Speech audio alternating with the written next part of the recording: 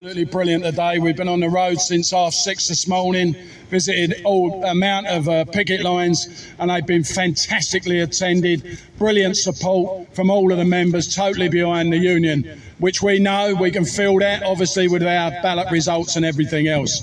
I say to you about Royal Mail management. You know, I look around you, all the people I've seen today on picket lines, you know, what arrogant, deluded, disrespectful people they are to think they can leg over people of this calibre. You know what I mean? I don't see how they don't realise it. It's pure arrogance, looking at ballot results, but also looking at the type of people you are, the way you carry out this great public service, but the way you stand together, collectively and in your trade union. So we are in the fight of our lives, which was just said. There's no two ways about it. I think we've been anticipating it ever since we were privatised 8-9 years ago, and now it's come on top. But what a time for it to come on top.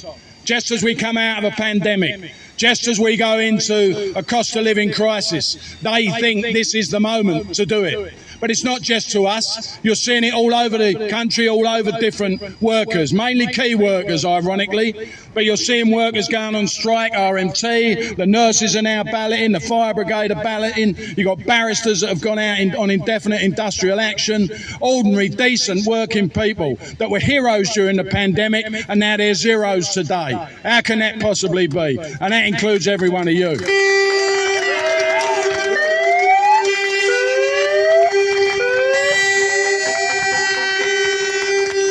So you have to put up with all the media that you see, what the company are coming out and saying, you know, what the propaganda they push out about your trade union, what we won't and what we don't do. So I'll give you our side of the story. But you know, or they should know, from a man, Simon Thompson, who came in on the basis of saying the culture has to change and we've got to get trust between everyone in the workplace, between all managers and everyone else.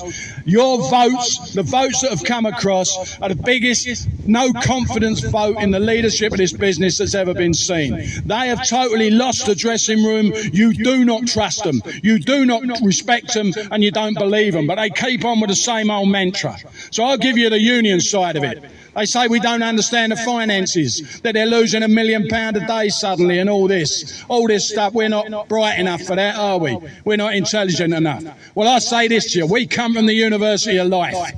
I may not be an academic, and I don't want to offend anyone here, but I know shit from clay. And I know when they are giving it to us. I know when they're ripping us off.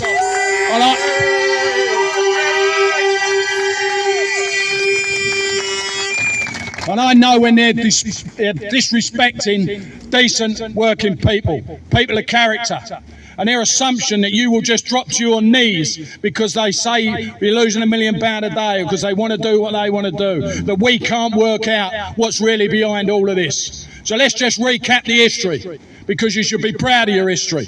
Everything we've done, this great public service, over 500 years old, one of the greatest inventions of our social history, without doubt, and still relevant. And if we needed reminding of that in the modern day, the pandemic actually reminded us and everybody else what an important service this is and that we provide. To all those people that are isolated, either digitally, geographically or financially, a postal worker will get there. We're the only people that go to every single address. Whether you live in a porter cabin or whether you live in a mansion, a postal worker will get to you. That is a magnificent public service, and as I say, it is still relevant. And if it goes, this country will be weaker because of it, as citizens of the United Kingdom.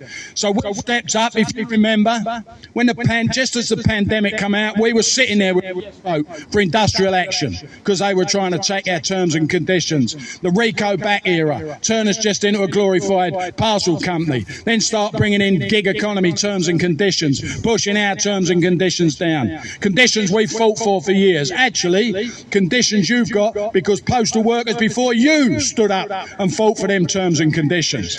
And I want you to remember that. I want you to remember that. because we stand on the shoulders of giants who fought before us, and we mustn't pull up the ladder on the next generation. And you know that's what they're trying to do in some of the proposals they're putting out.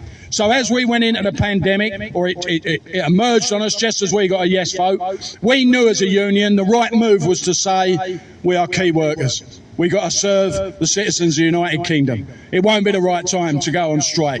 We're trying to protect a public service. If ever they needed that public service, it was during the pandemic. We did the right thing. We stood it down. We got an agreement called the Pathway to Change. It got rid of all the ideology, the RICO-backed ideology. It put it back right where there'd be mutual interest, way to the future. Growth, build upon this great public service, build upon the USO, generate new revenue streams, reinvent Royal Mail for the next generation. That's the agreement we made, and they shook hands and they signed it. And where I come from, if you shake hands, you honour it. And we are the people of honour. We've honoured that agreement. We are the people of principle. They are the people that haven't got anything like that, any of them principles, the way they're treating you now. When we made that agreement, they said they were about to lose, or they were predicting losses of between £500 and £600 million a year.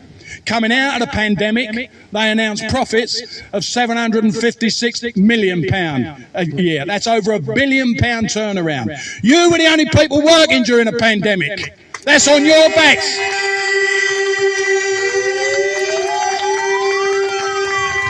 That's on you. Apart from what you were giving the nation, you turned around the finances of this company. And whether that was a blip just because of the pandemic or not is not the point. The first people that should have been weighed out and rewarded is you, not shareholders, not senior managers with bonuses and pay rises. But you know, since July 2021, so they'll give you their maths, this is mine. Since July 2021 to date, they have now given shareholders £700 million. £700 million has gone out of our industry into the pockets of shareholders. Senior managers have had pay rises and bonuses. The CEO, £140,000 bonus. Now, they're prelim poverty, and they say we're losing £1 million a day. What's he been rewarded for then? Has he done a good job then? £140,000, a lottery win to any one of us. He's been given as a bonus, as well as a £750,000 wage. You know, this is hypocrisy at the highest order. All managers have had a pay rise. The local managers, they've had 2 bonuses. One of them is a bonus simply to work while we're taking industrial action. That's what they're doing. So where's the money for that?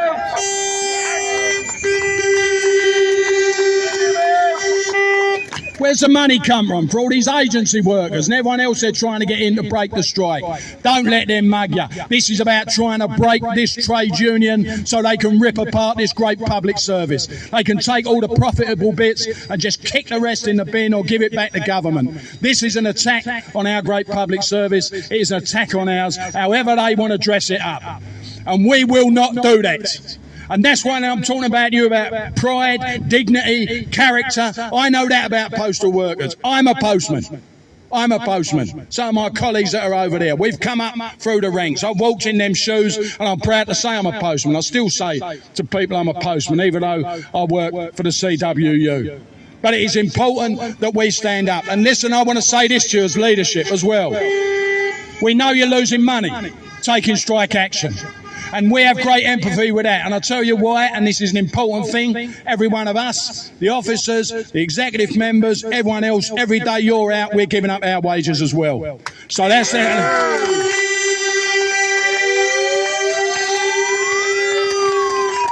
And I'll tell you now, we are in a war, so there's no point sugarcoating it. And we either have the fight or we don't. You either spend your life on your knees or you spend your life as a proud, principled person. Okay? So that's where we are. And this fight could go on longer. And yes, there'll be financial hardship. And I would say talk to each other, help each other. Talk to your mortgage provider, talk to your creditors, whatever. Get a different deal. People are doing it because of the financial crisis in any event. Manage the situation, but still don't give up the fight. Because this may be a war to us, but let's put it in perspective. It's not the Ukraine, is it? You're not going to lose your life.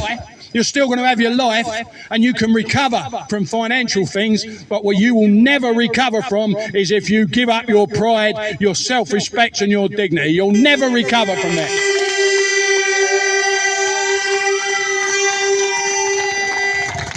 I don't need to tell you you're being legged over by these people. You know it.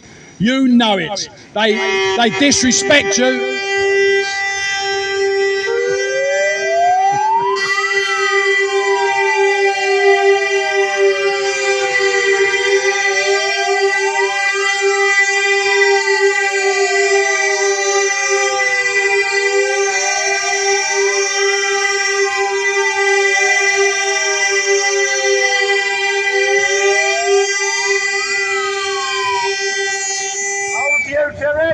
They give me a chance to get my breath back, then but calm me down. That's not a good thing.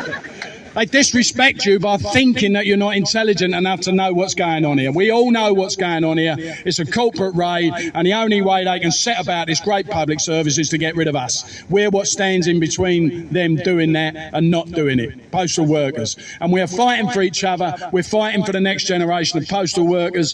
The next 2 days we've given, this is on pay, but the next 2 days we're out. We've just given notice in 3 weeks' time.